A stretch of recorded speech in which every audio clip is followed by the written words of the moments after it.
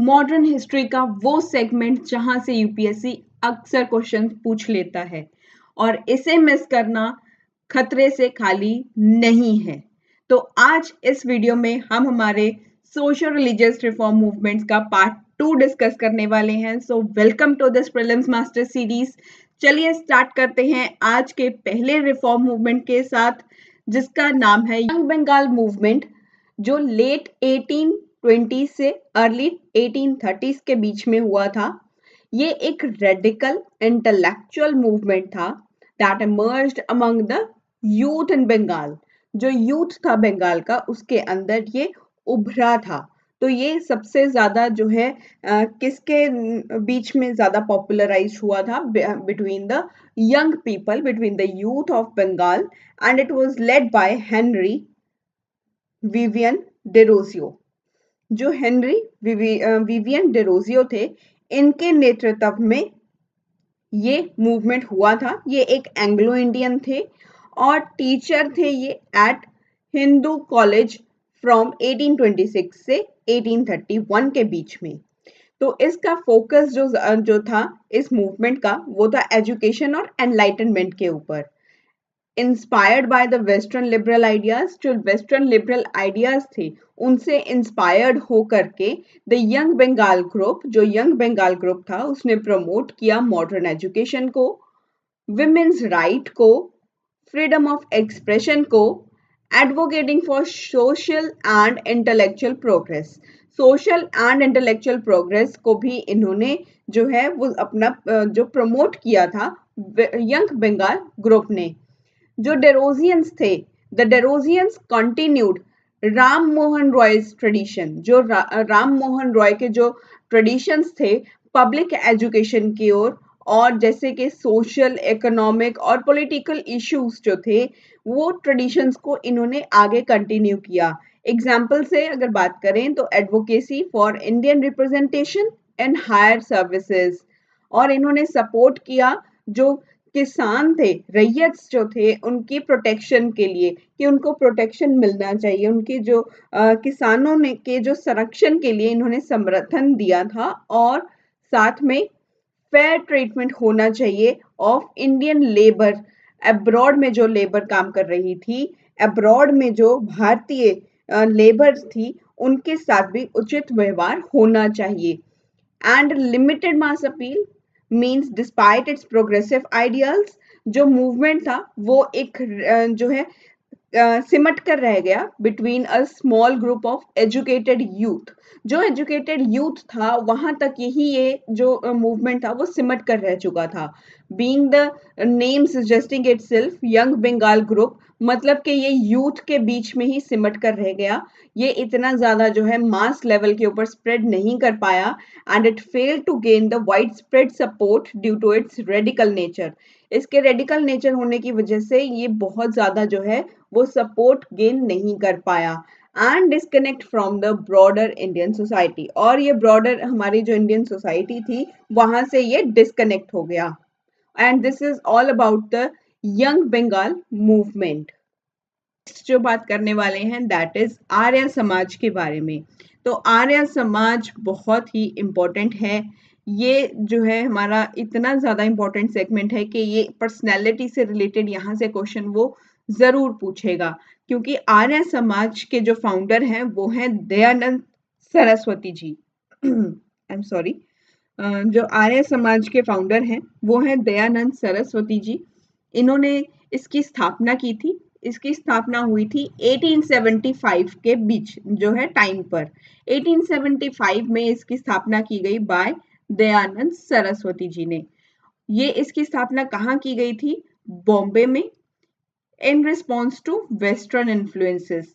जो वेस्टर्न जो इन्फ्लुएंसेस हो रहे थे, तो इनके यहाँ इनके प्रभावों को जवाब देने के लिए इन्होंने आर्य समाज जो है इसका फाउंडेशन किया था, इसकी स्थापना की थी।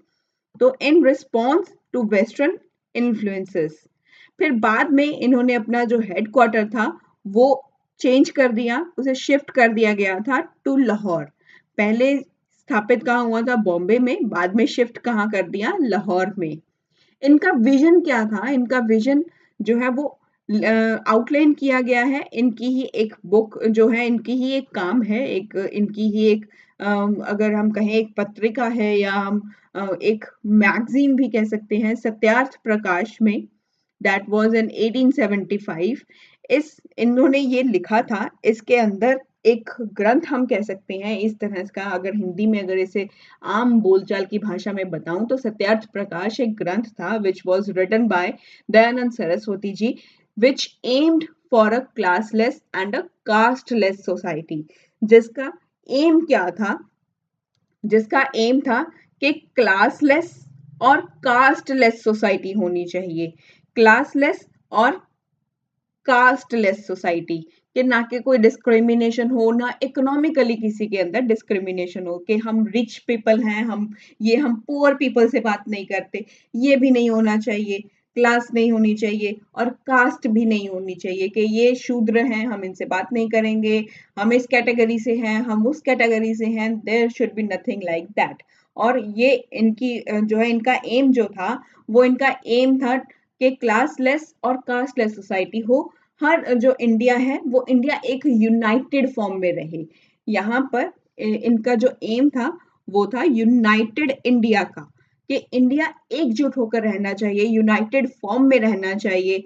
और इनका जो फ्रीडम था, और जो है वो फ्रीडम हमें मिलना चाहिए। हम इंडियंस को जो है फॉरेनर से, ब्रिटिश रूल जो था, ब्रिटिश रूल हमारे ऊपर जो है रूल कर रहा था, हमें ब्रिटिश रूल से आज़ादी चाहिए। तो ये इनका एम था, freedom from foreign rule by advocating. तो इनका एक मानना था रिटर्न टू वैदिक प्रिंसिपल। तो ये वैदिक प्रिंसिपल्स को जो है ध्यान में रख के ये कहते थे कि हमें जो ब्रिटिश रूल है इससे आजादी चाहिए। इसी वजह से इन्होंने स्लोगन दिया था, back to the Vedas. Back to the Vedas, ये स्लोगन भी आपसे पूछ सकता है अगर उसने क्वेश्चंस को घुमा करके जो है डालना हो, या किसी भी अंदाज में अगर उसने आपसे क्वेश्चन पूछना हो यूपीएससी ने, तो वो आपसे इस तरीके से क्वेश्चंस को पूछ सकता है कि रिटर्न टू वैदिक प्रिंसिपल्स जो है, ये एक ये किसका जो है वो यहाँ पर प्रिंसिपल था, मेन एम ये किसका था, कौन इससे एसोसिएटेड है, कौन सी पर्सनालिटी से ये एसोसिएटेड है। तो वो हम आसानी से बता सकते हैं कि ये दयानंद सरस्वती जी से एसोसिएटेड है, क्योंकि इन्होंने ही स्लोगन दिया था बैक टू द वेदास। और 1881 में इन्होंने एक पैम्फलेट लिखा था, ही रोट अ पैम्फलेट जिसका नाम है गौ करुणा निधि। गौ करुणा निधि एक पैम्फलेट है which was written by Dayanand Saraswati ji in 1881। 1881 में इन्होंने ये एक पैम्फलेट लिखा था। तो आर्य समाज ने क्रिटिक्स किया, the Arya Samaj criticised idol worship. Idol worship को ये क्रिटिक्स करता है, पॉलीगैमी को ये क्रिटिक्स करता था, और कास्ट सिस्टम जो था, कास्ट सिस्टम को भी इसने क्रिटिक्स किया था।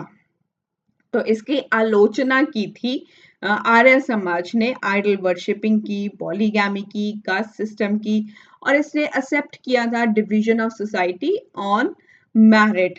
मैरिट का मतलब यहाँ से ये है कि जो हमारे सोसाइटी थी, सोसाइटी में योग्यता के आधार पर जो है वो डिवीजन हो सकता है। योग्यता के आधार पर डिवीजन हो, वो इन्हें जो है इन्होंने माना था, वो इन्होंने एक्सेप्ट किया था, इसको स्वीकार कर लिया था। तो आर्य समाज ने क्या कंट्रीब्यूट किया? Contributed immensely towards the education sector. Education sector की ओर इसका कंट्रीब्यूशन बहुत ज्यादा रहा है। तो आर्य समाज ने कंट्रीब्यूशन दिखाया टुवर्ड्स द एजुकेशन सेक्टर। किस फॉर्म में? आपने भी देखा होगा अपने आसपास बहुत सारे आपको डीएवी स्कूल्स दिखाई देते होंगे। दयानंद एंग्लो वैदिक स्कूल्स कहा जाता है इन्हें, जो आज डीएवी स्कूल्स के नाम से भी जाने जाते हैं। ये इन्होंने स्टार्ट किए थे आर्य समाज ने। आर्य समाज ने कंट्रीब्यूशन किया टुवर्ड्स द एजुकेशन सेक्टर, किस फॉर्म में? डीएवी स्कूल्स की फॉर्म में, दयानंद एंग्लो वैदिक स्कूल्स की फॉर्म में किया था। इनकी बहुत सारी ब्रांचेस भी प्रेजेंट हैं। और हरिद्वार में गुरुकुल, हरिद्वार में इन्होंने गुरुकुल नाम से अपने जो है वो स्कूल्स को एस्टैब्लिश किया था। वहां पर एजुकेशन सेक्टर में इन्होंने गुरुकुल के नाम से जो है यहाँ पर प्रमोट किया एजुकेशन को हरिद्वार में। और इन्होंने रेज किया the age of marriage. Marriage की एज इन्होंने बढ़ा दी थी। बॉयज के लिए इन्होंने 25 की और गर्ल्स के लिए 16 की थी कि 25 साल के जो है मेल्स जो होंगे, बॉयज जो होंगे, उनकी 25 साल की उम्र में शादी होगी, उनकी मैरिज जो होगी वो 25 इयर्स में होगी। और गर्ल्स की जो एज इन्होंने इंक्रीज की थी वो 16 इयर्स कर दी थी कि 16 ईयर की एज में ही एक लड़की की शादी हो सकती है। बहुत समय पहले जो है वो शादियां जो होती थी गर्ल्स की, फीमेल्स की, वो 12 वर्ष जो थी वो इस आयु में कर दी जाती थी।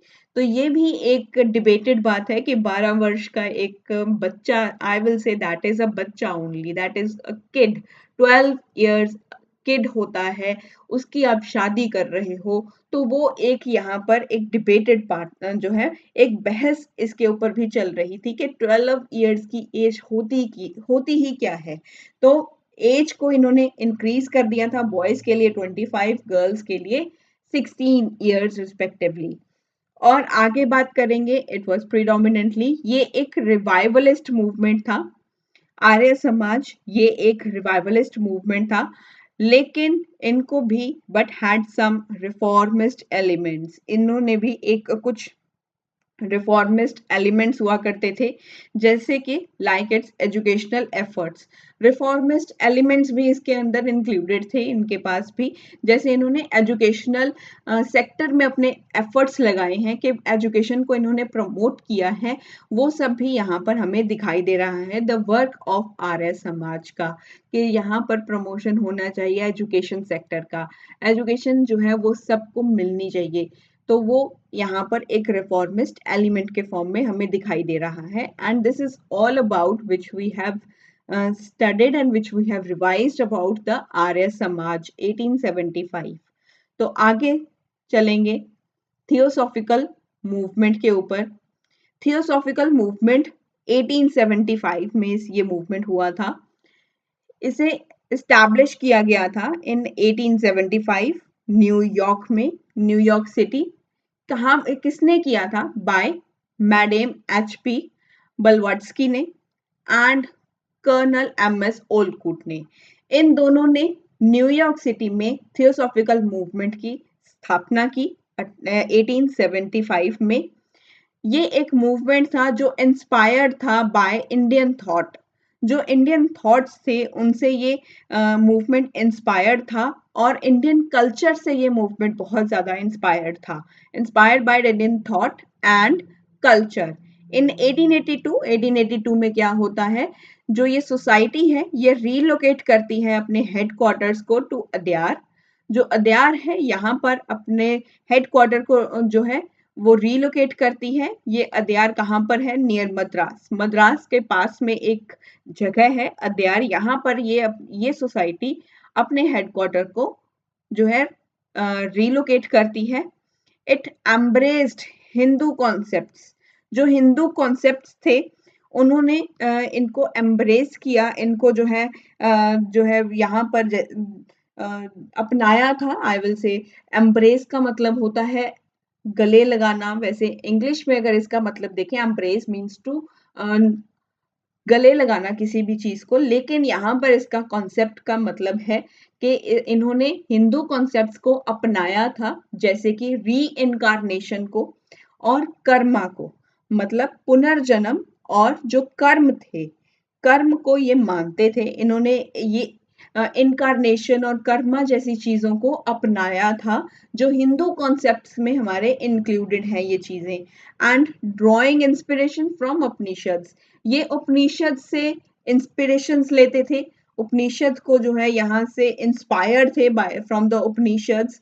योगा से ये बहुत ज्यादा जो है इंस्पायर्ड थे।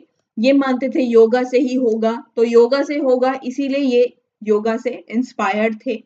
वेदांता, जो वेदांत थे हमारे, यहाँ से भी ये ज्यादा इंस्पायर्ड थे।